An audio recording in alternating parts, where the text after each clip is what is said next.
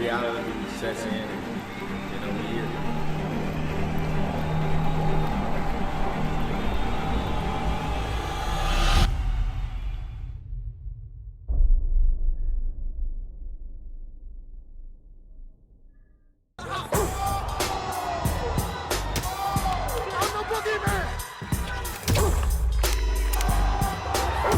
Respect isn't given, it's earned in blood.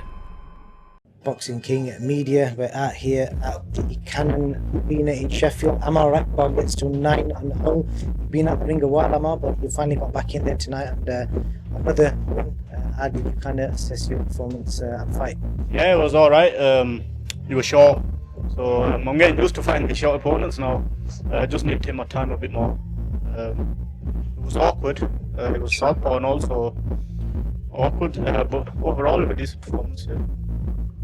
That's the worst thing because you're quite tall for your weight anyway, but you started off on the weight, but you've gone up. So just to let your fans know, confirm like what weight do you think you'll be kind of competing at as the time goes on? Each level, yeah, that's the plan. Obviously, I'll make it, and then you know when you assess it when you're in there, how you feel. But yeah, that's the plan. But, yeah.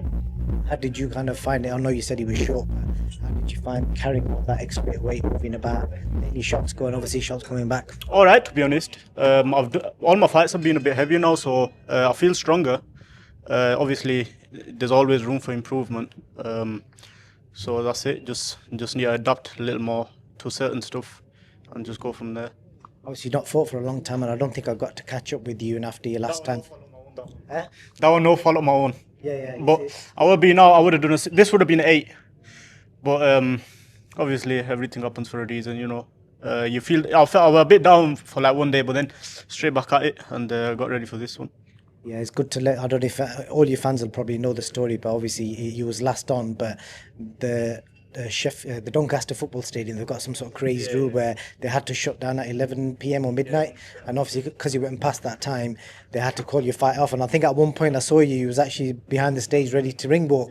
So mentally, it must have been a crazy. Like, what was you kind of going through? Weird, because I was ready. Like, do you know what? That camp that I had. It's funny because I said to my dad, that camp that I had, I was so, everything was just right. I was so sharp, you know, injury free. And I rarely have that. Obviously, you know, I get bad hand injuries, but that camp, I was sharp, I was ready. But you know what? You just got to look at it as an experience. It wasn't the promotion's fault. It wasn't our fault. It was obviously because of the stadium, and that's it. All our fans know about that, and that's all that really matters. Yeah, because I can't imagine anything worse. Obviously, for you, it would have been difficult mentally getting prepared for it, battery your ring walk, and then boom, and then it started raining as well to make it worse. It was cursed, but like you said, everything happens for a reason, and it looks like you've kind of dealt with it. But in boxing terms, that's like the worst thing that can happen. Like, and you've seen fights get called off on weighing day, sometimes on the morning of the fight. I've never seen one literally a minute before ring walk. I was saying, you know, after obviously on the day, like you have mixed emotions. I was crying, and you know, I was like, bloody hell, all that hard work. But you know, when I look back at it, I just looked at it as a funny moment. I was like, bloody hell, probably that's the first time that's ever happened. But you can't deep it too much. And but yeah, just jump back on it and got this one out the way. In future, if anyone says to you like, oh, you know, my fight got called off on the day of the fight at the weigh-in, you can just say, mine got called off 10 seconds before the ring walk. Beat that. Do you know what's? It's funny because, you know, obviously football stadium have tunnels. So I'm walking out and someone said, oh, fight's off. I just laughed it off. I laughed it off. I was literally behind the stage, ready to walk out. They pulled me back. They go, fight's off. Then they were there. I was waiting there. They were saying, oh no, it's back on. So literally, I was on, then off, on, off. But everything happens for a reason, and it's just experience at the end of the day. I was watching the other side of it. I was watching Izzy, a promoter, speaking to the guys at the arena, basically begging them, trying to negotiate with them. So that's where I think he was kind of 50-50. But like you said, that's a serious life experience to put behind you. Izzy's a good man, though. A good man. He tried his best, but that's why I want everyone to know that it wasn't his fault. It wasn't anyone who's got to do with the promotion's fault. It was just a case of the stadium. Stuff happens. It's a life experience you've lived now. And so now, you've had 9 fights, you're 9-0. I was looking through your box rec earlier. I don't think you've fought anyone with a winning record yet. So your fans are going to want to know what's the plan. Because your plan when you signed with Izzy was to keep busy. I know you've kept busy, but obviously you had that mishap last time. But what's next? You know, when we see you like in a fight where the guy comes with a winning record or a 50-50 record. I've got 8 rounds. I'm gonna hopefully do 8 rounds next. And I said the plan was have maybe 1 or 2 8 rounds. I don't wanna rush, because you know what, some people get to 6 and they go straight 10s or 12, and then it's like a whole different experience. You think you're fit, but then when you get to them, so I want to do 8, do a few 8s, and then 10, and then I said it, get a title on the way, and then just keep building. End of the day, it's all experience for me, you know.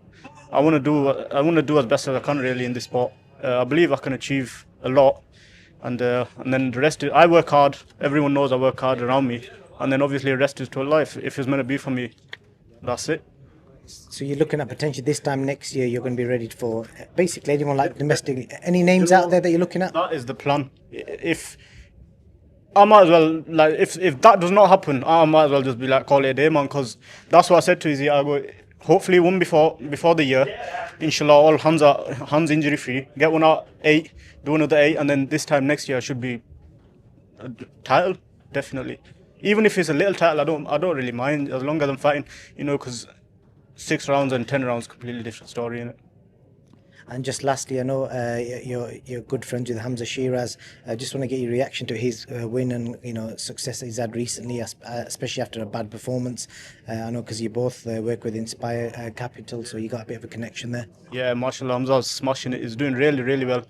But it just shows the hard work, you know, keeping your feet on the floor and, you know, putting trust in Allah, and that's it, and just working hard. You don't know where you can get. Like he always says, he didn't even think he could get, what was it, like English level, British level, or whatever, I don't know what he said, but look where he is now, world level, and or statement performance with Belanga. And I always say, like, he did, everyone thought he'd box Belanga, but he outfought him, knocked him out. So big respect to him, man. Do you expect a finish like that? I thought he'd win on points. 'Cause obviously we've seen Belanga. Belanga's been about. He went on away soil and just dismantled him, man. But it couldn't happen to a nicer guy, man. He's humble. Works hard, man. Obviously, I watch him on social media. His dad messages me all the time, wishing me best of luck, and that's it, man. All the best. Hopefully, Amaar, Akbar, you can bring the Leeds crowd out, you know, the Dewsbury crowd out. There was loads of them out there tonight supporting your journey. Are you taking them all back to your takeaway? Because you've got a takeaway now, haven't you? So let's shout that one out. But yeah, big up NYK, man. Do dip burgers, so there's a new menu coming up on the onto the takeaway. Come down, man. You need to come check it out. Man. If you're into dip burgers, you know, come check it out, man. Definitely will try and come down for you, but we just keep missing each other. But yeah, hopefully I'll catch you soon, Amaar, and hopefully see you back in action very soon. Thank you very much. Nice one, thank you.